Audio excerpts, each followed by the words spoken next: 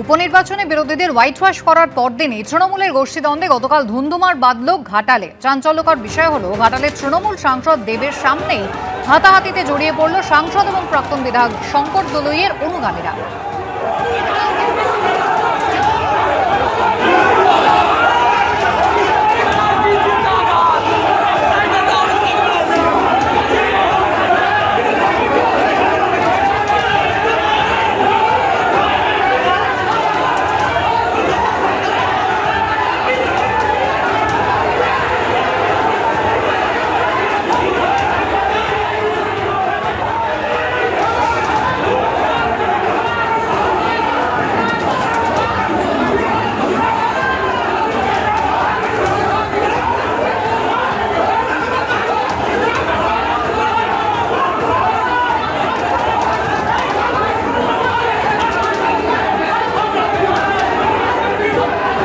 সাংসদ দেব উপস্থিত থেকে বাধা দেওয়ার চেষ্টা করলেন, কিন্তু তাতে কর্ণপাতই করলেন না কেউ।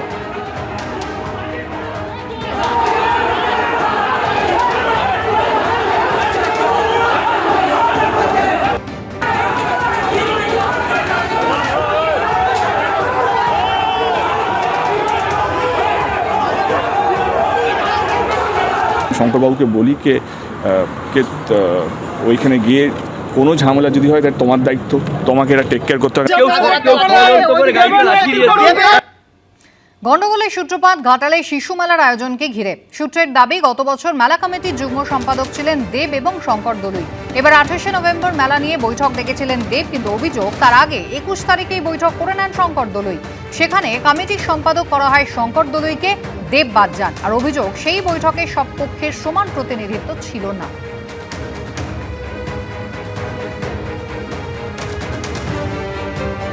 মিটিংয়ে যখন ডাক পড়েছিল আমাকে ডাকা হয়নি বা আমাকে জানানো হয়নি। আমি শঙ্করদাকে যেদিন হওয়ার কথা ছিল তার রাত আগে ফোন করি, আমি বলি কে সবাইকে নিয়ে মিটিংটা করো। কিন্তু সকালবেলা ওঠার পর থেকে দেখলাম কি এক কমিটির মধ্যে একই তরফা মেয়ে হয়ে গেছে। সেখান থেকে পুরো দ্বন্দ্বটা শুরু হয়।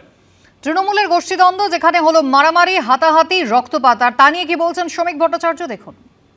একটা দলই বিপদগামী, তো স্বাভাবিকভাবেই অনুগামীদের মধ্যে সংঘর্ষ হবে।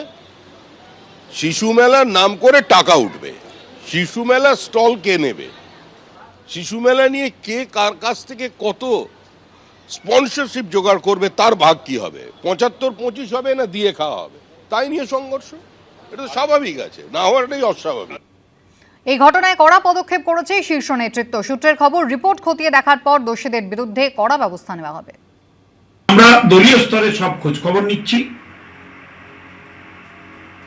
আশিস বাবুকে বলা হয়েছে, আপনি দলের সভাপতি, আপনি বিস্তারিত খোঁজ খবর নিয়ে একটি রিপোর্ট তৈরি করুন, শীর্ষ স্তরে জানাতে হবে, আমাদেরকেও জানান। প্রশাসনকে বলা হয়েছে, পুলিশ প্রশাসনকে বলা হয়েছে শান্তি বজায় রাখতে।